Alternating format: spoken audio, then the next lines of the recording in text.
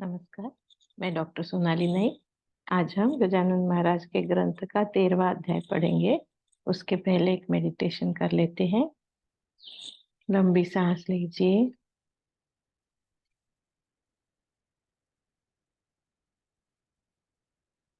अपना सारा ध्यान आज्ञा चक्र पर केंद्रित करिए। देखिए कि आप खूब शांत और प्रसन्न जगह पर बैठे हैं। समंदर का किनारा है, शीतल पवन बह रही है, लहरों की मधुर आवाज आपके कानों पर गूंज रही है। आप बहुत प्रसन्न हो। प्रभु श्री राम का ध्यान कर रहे हो। साक्षात प्रभु श्री राम आपके समक्ष खड़े हैं। प्रभु को देखकर आप आनंदित होते हो, पुलकित होते हो, नतमस्तक होते हो।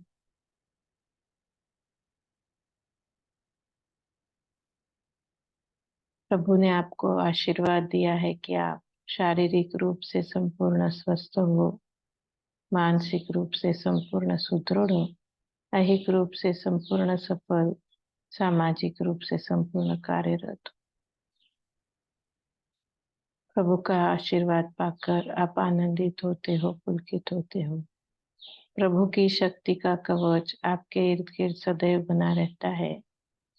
इस कवच के भीतर आप सदैव सुखी, सदैव समाधानी, सदैव सुरक्षित, सदैव स्वस्थ, सदैव समृद्ध होते हो। इसी के कारण आपका जीवन विलक्षण माधुर्य, अलौकिक उल्लास, अभूतपूर्व आनंद से भरपूर है। धन्यवाद दीजिए। धीरे धीरे आंखें खोलिए। जय गजानन। श्री गणेशाय नमः। हे संत वरद श्रीधर, हे दया के सागर, धमाल नील तारो मुझे, हे गोप गोपी प्रिय कर। आपका ईशत्व देखने कभी उस विधाता ने गाय बछड़े चुराए थे यमुना तट पर गोकुल में। तब आपने लीला कर गाय और बछड़े बनकर अपने ईशत्व का ज्ञान ब्रह्मदेव को दिया कर यमुना के जल के अंदर कालिया का मर्दन कर रमणक द्वीप भेजा उसे, गोपों को कर दिया निडर। वैसे ही मेरे दुर्भाग्य को खंडित करना है आपको। गोपों जैसा सब तरफ से निर्भय कीजिए दासगणों को। वो अज्ञानी भक्त आपका, लेकिन मुझ पर करना कृपा। यद्यपि मैं जानता हूँ, अधिकारी हूँ नहीं इसका, बात यह है भी सत्य, पर देखो न मेरा अंत। अपने कृपा कटाक्ष से चिंता मिटा दो हे भगवंत। श्रोताओं, रहो सावधान। बंकट हरि लक्ष्मण चंदा लेने निकल पड़े। विठु जगदेव आदि जन। भाविकों ने चंदा दिया, नास्तिकों ने प्रश्न किया, महाराज के लिए आपने चंदा क्यों इकट्ठा किया? महासंत वे हैं कहलाते, चमत्कार भी है दिखाते, फिर उनके मठ हेतु आप चंदा इकट्ठा क्यों करवाते? खजांची उनका है कुबेर, घूम रहे हो क्यों दर दर? उसे चिट्ठी लिख देना, पाओगे फिर धन सत्वर। जगदेव ने कहे वचन सुनकर उसका भाषण, अपना आपका कल्याण ही है इस भिक्षा का कारण। श्री गजानन के लिए आश्रम मठ नहीं चाहिए, यह सब कुछ तो है बस आपके कल्याण के लिए। त्रिलोक है मठ महाराज का, सारे कानून उनकी वाटिका। इतनी सुंदर वसुंधरा ही पलंग बन गई है उनका। अष्ट सिद्धि दासी समान जिसके घर करती है काम, उसे किसी की क्या परवाह, उसकी तो अलग है शान। सूर्य जग का प्रकाशक, अंधेरे का विनाशक, उस सूर्य को प्रकाश दे सकता है क्या कभी दीपक? सूर्य स्वयं है प्रकाशमान, दीपक का नहीं प्रयोजन। ढिंडोरा जरूरी नहीं जब सार्वभौम का करता हो भूषण। धन ऐहिक वैभव चाहता मानव सदैव, पुण्य कृत्य करने से करते इच्छा पूर्ति दे। रोग व्याधि नष्ट करने औषधि आती है काम में, प्राण के लिए नहीं है वह, बात रखना यह ध्यान में। रोग केवल शरीर का है, रहता नहीं प्राण का है। जन्म मरण भी शरीर को है, न अंदर की जाने को है। वैसे सबकी सुसंपन्नता अगर रखनी हो सर्वथा, पुण्य रूप औषधि का ही इलाज है करना पड़ता। संपन्नता है शरीर एक, अनाचार है रोग अनेक, पुण्य कर्म रूप औषधि उस रोग की है नाशक। अतः कुतर्क नहीं करना, पुण्य संचय करते रहना।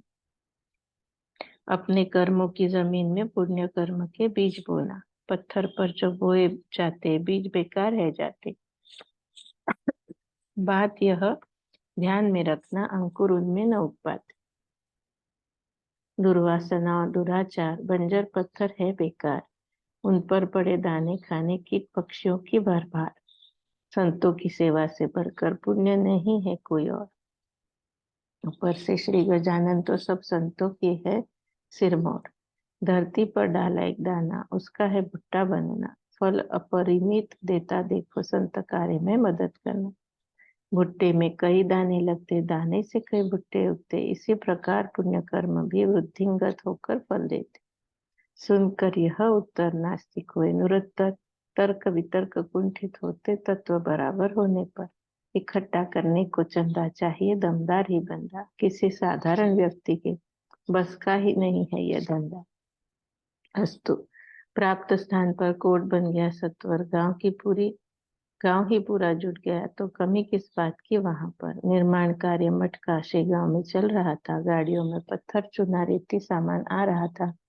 उस समय मुकाम स्वामी का पुराने मठ में ही था। नए मठ के बारे में तब विचार ऐसा हुआ उनका, मुझे वहीं रहना होगा, काम तभी शीघ्र होगा। सुनिए, उन्होंने फिर कुछ लीला दिखाने का सोचा। एक रेती की गाड़ी पर महाराज बैठ गए। जाकर महार था गाड़ी वाला, झट से नीचे गया उतर। महाराज ने प्रश्न किया, तू क्यों नीचे उतर गया? छूत अछूत पर संतों ने कभी विश्वास नहीं किया। उत्तर दिया उस महार ने, महाराज आपके बाजू में बैठना उचित नहीं जरा भी लगता है व्यवहार में। मारुति हुए थे राम, रूप पर बैठे ना उनके समीप। सदैव हाथ जोड़े हुए खड़े रहे उनके करीब। मर्जी तेरी हो जैसी भी, आपत्ति नहीं मुझे जरा भी। बैलो चलो पीछे पीछे, जाए गाड़ीवान जिधर भी। बैल वैसे ही निकल पड़े, रास्ते में न जरा डरे। गाड़ी वाले के बिना निर्दिष्ट स्थान पर वे पहुंच गए। महाराज नीचे गए, उत्तर स्थान के मध्य बैठे जाकर। उनकी समाधि खड़ी है आज उसी स्थान पर। यह जगह शेगांव में स्थित है, 2 नंबर में, 700 सर्वे नंबर के 43-45 अंकों में। महाराज बैठे जहां पर, वही स्थान चुनकर काम शुरू करना पड़ा, उसी को केंद्र मानकर। वैसे तो थे वे 2 नंबर, दोनों से थोड़ी जगह लेकर समाधि का केंद्र बनाया। ऐसे चतुर थे भाविक न। 1 एकड़ का हुक्म। वहां पर जब काम चल रहा था, समाधि मध्य साधने को स्थान कम पड़ रहा था। अतः विचार विमर्श कर 11 गुंठे ज्यादा नापकर वह जमीन भी मिला दी। काम फिर प्रारंभ दिया कर। नेता जमीन चाहते थे, अधिकारियों ने शब्द दिए थे। काम देखकर एक और एकड़ देने वाले भी थे। अतः ऐसे साहस किया, राई का पर्वत बन गया। एक चुगलखोर के कारण मामला बहुत बिगड़ गया। मन ही मन में के अंदर सारे नेता गए थे डर। हरि पाटिल महाराज को ऐसे बोला, है गुरुवर, ज्यादा ली हुई जमीन का काम जांच करने का पूरा करने आया है एक अधिकारी जोशी नाम का। हंसते हंसते पाटिल से महाराज फिर बोले, ऐसे माफ हो जाएगा तुमको भरना जुर्माने के पैसे। उस अधिकारी जोशी को महाराज ने प्रेरणा दी तो अनुकूल टिप्पणी दी, उसने मोड़ दिया उस मामले को। जुर्माना जो था वह कारण ही उसका नहीं रहा, वह गजानन संस्था को वापस ही जाए दिया। मामले की पूरी जांच शेगांव जाकर पूछताछ मैंने की है, ठीक तरह इस काम पर न आए आज। दंड ऐसा माफ हुआ। माफी का जब हुक्म हुआ तब हरि पाटिल मन में आनंदित खूब हुआ। वह बोला, कभी न होगा वचन असत्य महाराज का। मुझ पर आरोप आया था ऐसा ही एक महार का। महाराज मुझे बोले, तभी डरना नहीं तू जरा भी। महार बाका न कर सकता बाल तेरा एक भी। अंत में सब हुए साबित उनके ही वचन सत्य। वही प्रकार आज यहाँ दिख रहा है स्पष्ट। समर्थ वचन और असत्य बात है सर्वथा अतर्क्य। अस्तु, शेगांव के लोग हो गए महाराज के शिष्य। आगे मठ में आने पर जो कुछ वहां हुए प्रकार उनका करता हूँ वर्णन, जो कुछ हुए चमत्कार। मेहकर के सानिध्य में सौड़द नामक ग्राम में गंगा भारती गोसावी था आया एक दिन मठ में। उसे हुआ था कुष्ठ रोग, सड़ गए थे अंग अंग, दरारें पड़ गई पाँव में, रोग से आ गया था तंग, लाल लाल रंग चमड़ी में, सूजन आ गई कानों में, उंगलियां सारी झड़ गई, खुजली थी पूरे शरीर में, त्रस्त हो गया था अति। इस प्रकार गंगा भारती आशा से शेगाव आया, सुन महाराज की कीर्ति। गोसावी को अंदर जाने लगे सारे, मना करने, कुष्ठ रोग है तुझे, तू जाना नहीं दर्शन करने। महाराज दिखे ऐसे स्थान पर दर्शन करना, खड़े होकर चरण स्पर्श नहीं करना, तो उनके करीब जाकर। वैद्यों की है राय सही, स्पर्श जन्य रोग यही, इस बात पर विचार थोड़ा तुझे करना पड़ेगा ही। पर एक दिन मठ के अंदर गंगा भारती पहुंचा, घुसकर दर्शन करने महाराज के सब लोगों को चकमा देकर। सर रखते ही चरणों में लगाया चाटा महाराज ने, जोर से उसके सर पर।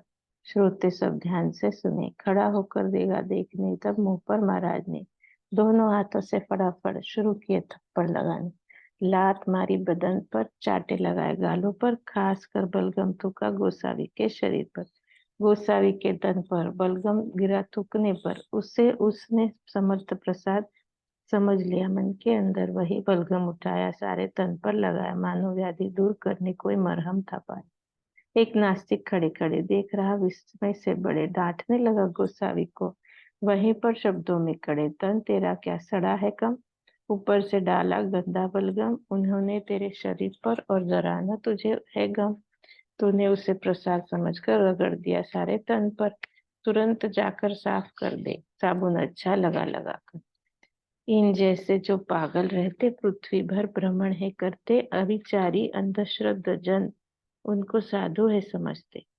इसकी परिणति ऐसी होती, दुष्कृत्यों की अति होती, रसातल को जाता समाज, पूरी अधोगति होती। उदाहरण है तेरा ही, छोड़ कर लेना दवाई, इस पागल के पास में तूने कैसी दौड़ लगाई। हंसकर बोले गंगा भारती, यही पर तुमने की गलती, बिना विचार रे सोचे समझे तुमने ऐसी बात कर दी। संतों के पास अमंगल सी बात न कोई रह सकती, कस्तूरी मृग के पेट से कभी दुर्गंध आ नहीं सकती।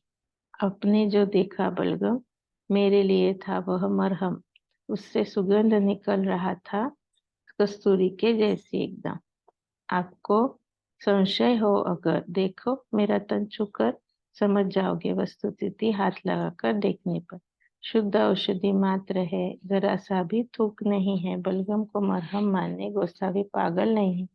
आपका संबंध नहीं था अतः बलगम ही दिखा, आप समझ पाए नहीं महाराज की योग्यता। अगर देखना हो प्रत्यंतर, चलना जरा उस जगह पर जहाँ महाराज स्नान करते, आओ मेरे साथ सत्वर। महाराज जहाँ करते स्नान, गीला होता है वह स्थान, रोज तन पर लगाता हूँ उस मिट्टी को औषधि मान। आपस में यह चर्चा कर दोनों पहुंचे उस जगह पर। गोसावी की बात का आया नास्तिक को प्रत्यंतर। मिट्टी वहां स्नान स्थल की दोनों ने उठाकर देखी, दवा बन गई वह मिट्टी जो गोसावी के हाथ में थी।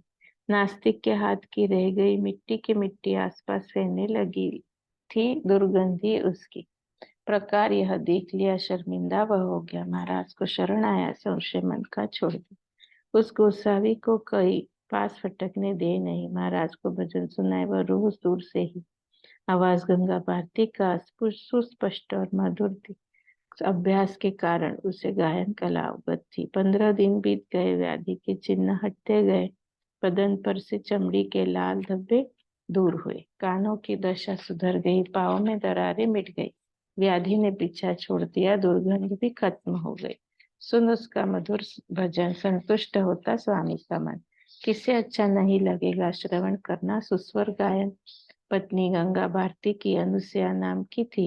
पति को वापस ले जाने शेगांव में पहुंच गई थी। बेटा था संतोष भारती, साथ उसे भी ले आई थी। हाथ जोड़ अपने पति को उसने ऐसी की विनती, मैंने आंखों से देखी है, व्याधि आपकी दूर हुई है। चलिए वापस घर को, अब समर्थ चंद्रमौली ही है। पुत्र ने भी कहा पिता से, चलिए अब अपने घर जाना चाहता हूँ। कहिए अब महाराज को। गंगा भारती बोले, उस पर जोड़ना ना मुझको तुम कर, मैं तुम्हारा कोई भी लगता नहीं हूँ। इतः पर थप्पड़ मार भ्रम को मेरे दूर किया है महाराज ने। निराश्रितों की माता बनकर बैठे हैं शेगांव ग्राम में। विभूति लगाई पूरे तन ने, गृहस्थी का पर लोभ है मन में, विडंबना आती इन गेरुए वसनों की है तूने। संकेत ऐसा मुझे किया, थप्पड़ मारकर जगा दिया, आंखें खुल गई मेरी, मैंने जग से नाता तोड़ दिया। हे संतोष भारती कुमार, ले जाओ माँ को अपने घर। सौड़त को तुम वापस जाओ, रुको नहीं जरा यहाँ पर। इसकी आयु है जब तक, सेवा करना तुम तब तक। इसे दूर नहीं करना तुम, जीवन के उस अंतिम क्षण तक। माँ की सेवा जो है करता, प्रिय हो जाता वासुदेव का। इतिहास तुम भूलो मत, पुंडलिक के मातृ प्रेम का। मैं जो वापस लौटा सौड़द, व्याधि होगी पुनः पूर्ववत। अतः घर चलने हेतु करो नहीं तो मुझको मन्नत। अब तक तो था तुम सबका, अब बन गया हूँ ईश्वर का। कुछ तो सदुपयोग करूं मैं मिले हुए इस नरजन्म का। आज तक जो बीत गया नर जन्म बेकार गया, अब जागू तो 84 का मुझ समझो चक्कर छूट गया। महाराज की है कृपा दृष्टि, धुंध से मेरी हो गई मुक्ति। परमार्थ रूप इस खीर में डालो न तुम मोह की मिट्टी। ऐसा समझाया पत्नी को। पुत्र के साथ सौड़त को भेजकर गंगा भारती ने अपना लिया शेगांव को। महाराज को भजन कीर्तन भक्ति से करता था गायन, इस कला में निपुण था वह, मुग्ध होते थे सारे जन। रोज संध्या की बेला में तरा लेता लिए हाथ में, भजन बैठकर गाता रहता महाराज के सानिध्य में। सुनकर उसका भजन कीर्तन हर्षित होता था सबका मन, मनोरंजन करने वाला रहता उसका भक्ति गायन। गंगा भारती ठीक हुआ, रोग समूह नष्ट हुआ, मलकापुर गया फिर क्योंकि समर्थ का आदेश हुआ। अस्तु। एक बार पहुंच के माँ श्याम सिंह आ पहुंचा शेगांव। समर्थ को आग्रह किया, चलिए महाराज मेरे गांव, भांजे के घर में आपको लेने आया अड़गांव को। तब वहां वचन आपने ऐसा दिया था मुझको, मैं अभी नहीं आ सकता, आग्रह मत करना वृथा, आऊंगा जरूर फिर कभी, वादा करता हूँ पक्का। उसको दिन बहुत हो गए, अब तो मुनगांव चलिए, भक्त हूँ महाराज आपका, इच्छा मेरी पूर्ण कीजिए। मुनगांव में मेरे घर मेरे रहिए आप दिन थोड़े, सारी तैयारियां कर मैं आया आपको ले जाने। जाम सिंह के साथ में समर्थ गए मुनगांव में, दर्शन का आनंद अपार, शब्द असमर्थ है वर्णन में। जाम सिंह ने भंडारा आयोजित किया बड़ा, मानो मुनगांव बना दूसरा पैठन गोदा तीर खड़ा। पैठन में थे एकनाथ, मुंडगांव में गजानन संत। भजन पूजन करने हेतु दिंडिया वहां पहुंचे अमित। रसोई में भोजन था आधा बनने में। जाम सिंह को महाराज बोले, ऐसा उतने जाम सिंह, आज चतुर्दशी एकदम है रिक्त तिथि, पूर्णिमा के ही दिन तो भोजन की बिठाओ पंक्ति। उसने कहा है तारणहार, खाना हुआ तो हुआ तैयार, आपका प्रसाद पाने को भीड़ जमा हुई अपार। स्वामी बोले झाम सिंह को, व्यवहार दृष्टि से देखो, बात मुझे भी सही लगती पर मान्य नहीं है उस ईश्वर को। झाम सिंह, तुम्हारा यह खाना उपयोग में नहीं है आना, तुम प्रापंचिक लोग भले है, चाहो इच्छा पूर्ति करना। पंगत बैठी भोजन करने, अकस्मात कैसे न जाने आसमान में जमा होकर मेघ काले लगे गरजने, तूफान भी लगा उठने, बिजली लगी चमकने, कड़ाकड़ करते वनों में वृक्ष बड़े भी लगे टूटने। पल में पानी पानी हो गया, अन्न भी बेकार हो गया। जाम सिंह ने महाराज को निवेदन फिर ऐसा किया, महाराज अब सुनिए, कल ऐसा बरस न पाए जल, अति निराश होकर आज बैठे गए हैं भक्त सकल। वर्षा ऋतु के नहीं थे दिन, पूर्वाभास जरा दिए बिन, सहसा हुई इस वर्षा को रोक सकता कौन आप बिन। वर्षा अगर अधिक हुई समझो फसल चौपट हुई, लोग कहेंगे झाम सिंह की भक्ति भी खूब अजीब रही। लोगों को अन्नदान किया, झाम सिंह ने पुण्य किया, अजब तरीका पुण्य कर्म का, हमें त्रस्त हैरान किया। महाराज कहे झाम सिंह को, ऐसा चिंतित होता है क्यों, आज जैसा धोखा पुनः वर्षा देगी न कल तुझको। अभी भगाता हूं मैं इसको, ऐसा कहा देखा गगन को। बदली पूर्णतया छट गई, क्षण भी न लगा छटने को। बादल हो गए तितर बितर, धूप गई सर्वत्र बिखर। निमिष मात्र में हुआ चमत्कार,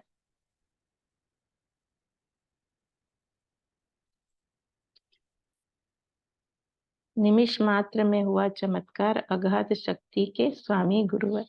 अगला दिन था पूर्णिमा का, आयोजन फिर भंडारे का किया गया। वही नियम अब जारी ही है मुंडगांव का। झाम सिंह ने मुंडगांव की अपनी सारी धन संपत्ति श्री गजानन महाराज के चरण कमल में अर्पण की। मुंडगांव के लगे तब जन महाराज को करने पूजन। उनमें पुंडलिक भोकरे था, अति भाविक था उसका मन। उकिरड्या नामक कुंभी का एक यह इकलौता लड़का था। इन तारुण्यावस्था में ही महाराज का बन गया भक्त था। वराड़ प्रांत में रिवाज था, बालक अगर न बचता था, मन्नत मानकर उसका नाम उकिरडा रखा जाता था। जैसे पेटैया तेलंगाना में, केरपुंजा महाराष्ट्र में, वैसे उकिरडा नाम रखा जाता था वराड़ प्रांत में। यह पुंडलिक वद्य पक्ष में वारी का क्रम पूर्ण करने शेगांव पहुंच जाता था महाराज का दर्शन करने। जैसे ही वद्य पक्ष में देहू और आनंदी ग्राम में वारकरी जन इकट्ठा हो जाते इंद्रायणी के पास में, वैसी ही परम श्रद्धा से निकलता वह मुंडगांव से शेगांव में पहुंच ही जाता बिना चूके नियम से। एक बार वराड़ प्रांत में व्याधि ग्रंथिक सन्निपात ने जोर खूब दिखाया अपना, लोग गांव से निकले अपने। यह व्याधि है इस ऐसी होती, सर्वप्रथम सर्दी लगती, बाद में फिर चढ़ता बुखार, आंखें रक्त वर्ण हो जाती, तत्पश्चात कहीं जोड़ पर ग्रंथियां उठती है सत्वर, उसके बाद जोर दिखाता वात सारे तन बदन पर। मरीज की सुध-बुध खो जाती, व्यर्थ बकबक शुरू होती, बेहोश सा गिर पड़ता है, शरीर में जलन सी होती। पूर्व में यह घातक व्याधि भारतखंड में बिल्कुल न थी। यूरोप में व्यापक रूप में यह व्याधि पाई थी जाती। बाद में बीमारी यह नाशक पहुंची धीरे से भारत तक। उसके प्रतिकार में लोगों ने त्याग दिए घर बार तक। मुंडगांव में बीमारी ने शुरू किए पांव पसराने। वही वारी का ही समय था, पुंडलिक निकला दर्शन करने। घर ही उसे बुखार आया, पर किसी को नहीं बताया। शेगांव का रास्ता पकड़ा, पिता के साथ चला आया। 5 कोस चलने पर शरीर में भर गया ज्वर। कठिन हो गया उसे डालना एक कदम भी भूमि पर। गांठ उठ गई बगल में, हैरान हुआ वह यात्रा में। पिता ने पूछा पुंडलिक को, ऐसा क्या करता रास्ते में? पुंडलिक बोले जवाब में, बुखार चढ़ा है बदन में, तकलीफ खूब हो रही है, गांठ भी उठी बगल में, शक्ति क्षीण ही हो रही, मुझसे चला जाता नहीं, मुझे अभागे की अब वारी पूर्ण होगी नहीं। हे स्वामी, हे दयानिधे, वारी का नियम ना टूटे, एक ही इच्छा है मन में कि बस आपके चरण दिखे। दर्शन आपके करने पर चाहे जितना चढ़े फिर ज्वर, शरीर भी अगर छोड़ना पड़े परवाह नहीं, मुझे रत्ती भर। वारी मेरा है पुण्य संचय, होने न देना उसका क्षय। बैरी जैसा घात यह व्याधि करेगी, यह लगता भय। शरीर जब तक है समर्थ तब तक होता है परमार्थ। बेटे की यह हालत देख पितृ हृदय हो गया आर्त। दुख से लगा वह रोने, ईश्वर से लगा विनती करने। कुल दीपक है यह इकलौता, इसको नहीं देना बुझने। पुंडलिक को पूछे, उकिरडा लाओ क्या मैं गाड़ी घोड़ा, बैठो उसमें अब तुम, फिर आराम तो लगेगा थोड़ा। पुंडलिक ने दिया उत्तर, शेगांव पहुंचेंगे चलकर, वारी है पैदल ही करना, कभी बैठकर कभी उठकर। मौत भी मुझे आए तो शव ले जाना शेगांव को, इतना ही कहना चाहता हूँ, मन से दूर रखो शोक को। उठते बैठते किसी प्रकार पिता पुत्र पहुंचे शेगांव। महाराज को देखते ही किया दंडवत, छुए पाँव। महाराज ने चमत्कार किया, एक हाथ से दबाया अपनी ही बगल को, अत्यधिक जोर लगाया और दिया मधुर उत्तर, पुंडलिक तेरा गंडांतर टल गया है, अब चिंता करना नहीं रत्ती भर। जैसे ही उन्होंने दिया उत्तर, गांठ दब गई जगह पर। तेज बुखार भी पुंडलिक का पल भर में गया उतर। कमजोर अति हो गया था, शरीर थर थर कांप रहा था। थाल में भोग परोस कर ले आई पुंडलिक की माता, उस भोग के 2 कौर समर्थ ने लिए और बचे कुचे कंपन का भी पल में खत्म हुआ जोर। कमजोरी रही थोड़ी यथावत, पुंडलिक ठीक हुआ पूर्ववत।